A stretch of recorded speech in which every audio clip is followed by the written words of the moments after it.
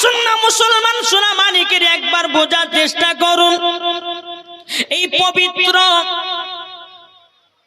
আমরা যখন আল্লাহ রাস্তায় কুরবানি যখন আপনার করব, আল্লাহ পাক আল্লাহ তাআলা বলতেছে, এ বান্দারা তোমরা শুনে নাও, তোমাদের নিয়াতের উপরে জায়গা কবুল হবে। তোমরা যদি সঠিক নিয়াত করো তবে আমার রাস্তাতেই আমার কুরবানিটা কবুল হবে। আর তোমরা যদি নিয়াত সঠিক না করো, যদি তোমাদের গোশত খাবার নিয়াত থাকে, তোমাদের নিয়াত যদি মানুষকে দেখাবার জন্য থাকে, তোমাদের নিয়াত যদি পাড়া পড়শিকে দেখার জন্য থাকে, তাইলে ওই কুরবানি আল্লাহর দরবারে কবুল হবে না।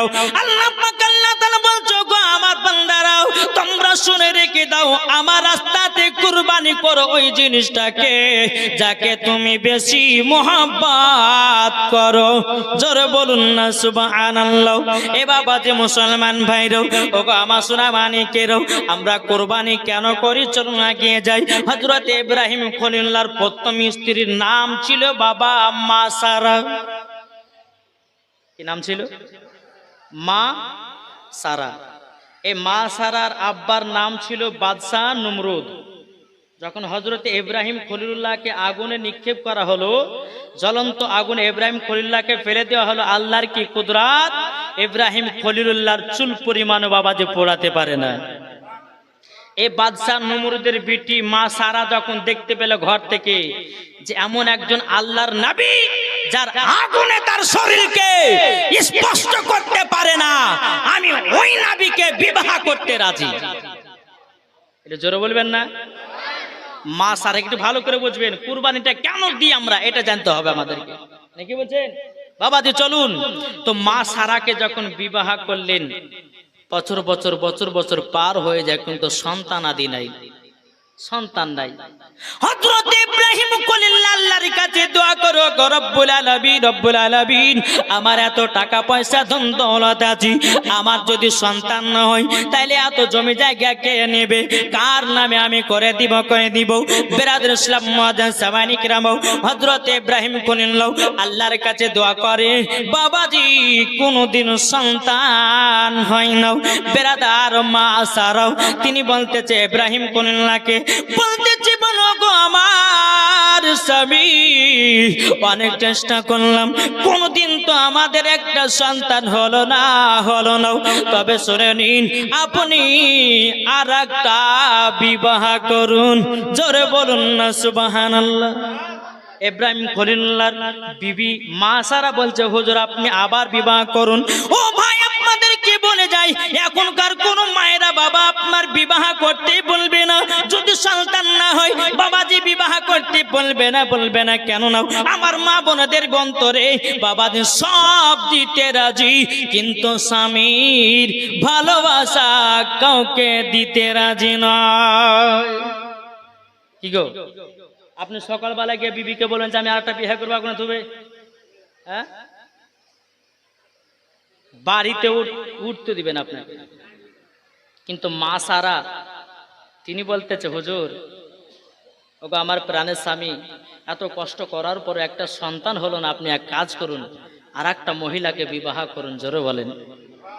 ইব্রাহিম খলিলুল্লাহ বলতেছি, বলো গো বিবি, তবে শুনে নাও, আমি যে আর একটা বিবাহ করব, তোমার কি মন খারাপ করে না?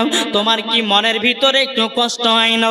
মা সারা বলতেছে, বলো গো আল্লাহর নবী ইব্রাহিম খলিলুল্লাহ, তবে আপনি শুনে নিন, আমাদের এত জমি জায়গা, আমাদের সন্তান যদি না হয় কাকে দিবেন জমি জায়গা?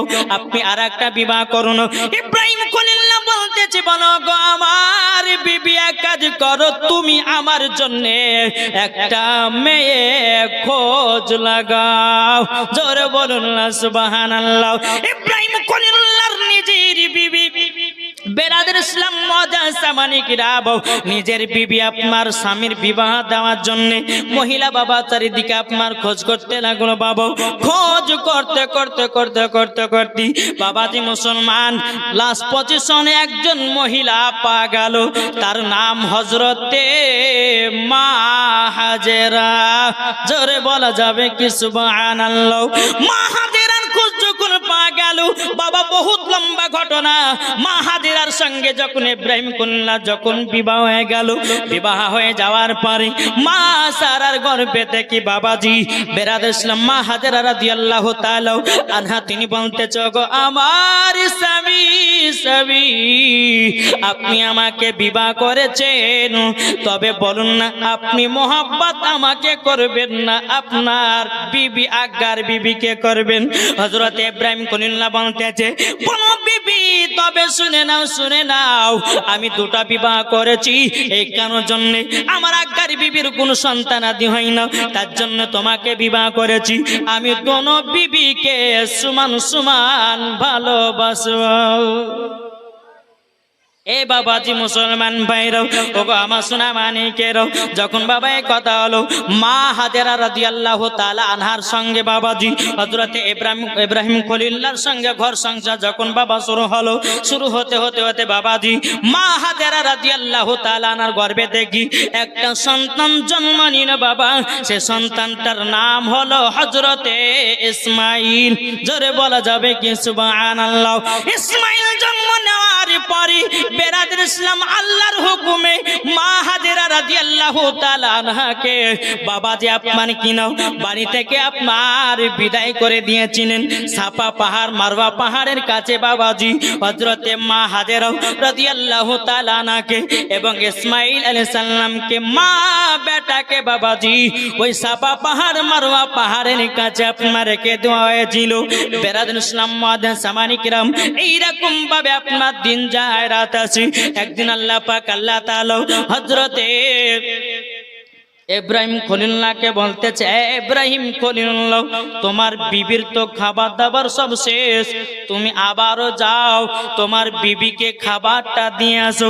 এ বাবাজি মুসলমান ভাইরাও, হযরত ইব্রাহিম খলিলুল্লাহ যখন আপনার আল্লাহর হুকুম পেয়েছেন, হুকুম পাওয়ার পরে সাফা পাহাড় মারওয়া পাহাড়ের কাছে যখন এসেছেন, আসার পরে বেরাদার মুআজ্জিজ সামানে কিরাম হযরতে মা হাজেরা রাদিয়াল্লাহু তাআলা আনহা বলতেছে, বলো গো আমার স্বামী, আপনি কি আমাদেরকে বাড়িতে নিয়ে যাবেন না?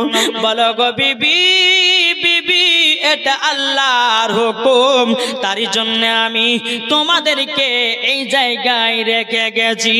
জোরে বলুন না সুবহানাল্লাহ। বাবাজি মুসলমান ভাইরা, একদিন আল্লাহ পাক আল্লাহ তাআলা ফেরেশতাদেরকে বলতেছ, গো আমার ফেরেশতারা, তবে শুনে রেখে দাও শুনে রেখে দাও, ইব্রাহিম খলিলুল্লাহ আমাকে বেশি ভালোবাসে না তার বেটা ইসমাইলকে ভালোবাসে? আল্লাহ বলছেন ফেরেশতাদেরকে, এই ফেরেশতা বলো তো, ইব্রাহিম খলিলুল্লাহ আমাকে বেশি ভালোবাসে না তার বেটা ইসমাইলকে ভালোবাসে? আল্লাহর ফেরেশতারা বলতেছে, বলো গো রব্বুল আলামিন, ও গো রব্বুল আলামিন, তবে আপনি শুনে নিন, ইব্রাহিম খলিলুল্লাহ বেশি ভালোবাসে ইসমাইলকে।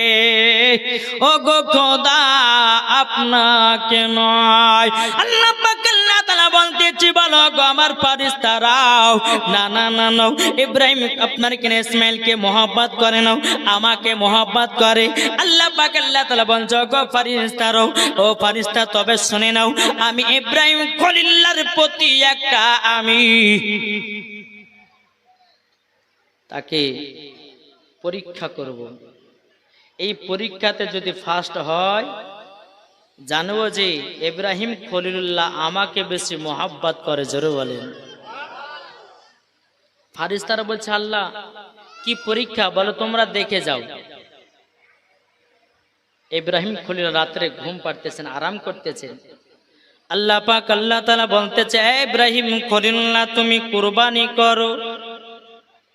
সকাল হয়েছে, 100টা উট কুরবানি করলেন। জোরে বলেন, কটা করলেন? 100টা উট কুরবানি করার পরে আমার দ্বিতীয় রাত্রিতে ইব্রাহিম খলিলুল্লাহ তিনি বিছানায় আরাম করতেছেন। আল্লাহ পাক আল্লাহ তাআলা বলতেছে, গো ইব্রাহিম খলিলুল্লাহ, তবে শুনে রেখে দাও শুনে রেখে দাও, আবার তুমি কুরবানি করো। সকাল হলো, সকাল হয়ে যাওয়ার পরে বাবাজি 200টা উট কুরবানি করলেন। এ বাবাজি মুসলমান ভাইরাও, জিলহজ মাসের 9 তারিখে দিবাগত রাত্রিতে বাবা আল্লাহ পাক আল্লাহ তাআলা স্বপ্নের মাধ্যমে বলতেছে, ও ইব্রাহিম খলিলুল্লাহ, তবে শুনে নাও, তুমি আবারও কুরবানি করো। ইব্রাহিম খলিলুল্লাহ আল্লাহ পাক আল্লাহ তাআলাকে বলতেছে, ওগো রব্বুল আলামিন, আমি তো প্রথমবার 100টা উট কুরবানি করলাম, দ্বিতীয়বার 200টা উট কুরবানি করলাম। ওগো আল্লাহ, আপনি আমাকে বলে দিন কোন জিনিসটা আপনার রাস্তায় কুরবানি করলে পারে আল্লাহ আপনি কবুল করবেন। আল্লাহ পাক আল্লাহ তাআলা বলছে, ওগো ইব্রাহিম খলিলুল্লাহ, যাকে তুমি বেশি মোহাব্বত করো তাকে তুমি আমার রাস্তায় কুরবানি করো, তাকে কুরবানি করো। ইব্রাহিম খলিলুল্লাহ বুঝে গেলেন, আমি তো মোহাব্বত করি বেশি আমার বেটা ইসমাইলকে। জোরে বলেন। সকাল হলো, মা হাজারা রাদিয়াল্লাহু তাআলা আনহাকে বলতেছে, বলে বিবি, আমার সন্তানকে ভালো করে গোসল করিয়ে দাও, নতুন পোশাক পরিয়ে দাও। বলে কোথায় নিয়ে যাবেন? বলে আমি আমার বন্ধুর বাড়ি দাওয়াত খেতে নিয়ে যাব। কোথায় নিয়ে যাবে? দাওয়াত খেতে। বেরাদার ইসলাম মাদান সামানি কেরামাও, মা হাজারা রাদিয়াল্লাহু তাআলা আনহা বাবাজি মুসলমান ভাইরা ইসমাইলকে ভালো করে গোসল করিয়ে দিলেন। গোসল করিয়ে দেওয়ার পরে নতুন পোশাক পরিয়ে দিলেন। পরিয়ে দেওয়ার পরে ইব্রাহিম খলিলুল্লাহ একটা ব্যাগের ভিতরে, বাবা একটা দড়ি এবং ধারালো একটা অস্ত্র আপনার ব্যাগের ভিতরে ঢুকিয়ে নিয়েছি।